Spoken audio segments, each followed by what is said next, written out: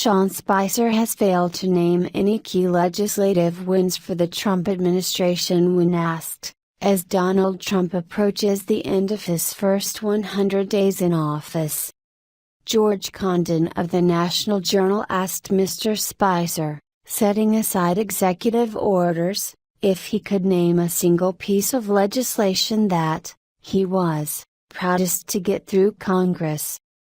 "We've got a little ways till we hit the 100-day mark," said Mr. Spicer.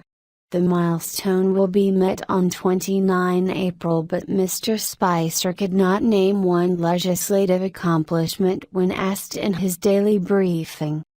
"We're not done yet," he said, finally naming a bill signed on 19 April allowing military veterans to have their choice in health care provider outside of the government's Veterans Administration system, which can involve long waiting periods and a dearth of facilities in many parts of the country. Mr. Trump failed to meet one of his biggest legislative promises on the campaign trail, to repeal and replace the Obamacare health care legislation. He and House Speaker Paul Ryan ultimately had to pull the bill before a vote could take place due to lack of support within the Republican Party. Mr. Trump's travel ban executive order calling for a ban on all travelers from 7 Muslim-majority countries was met with thousands of protesters in airports all over the country, and a federal judge ultimately blocked it.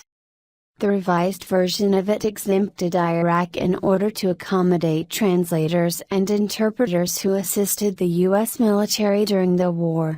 It was also met with public opposition.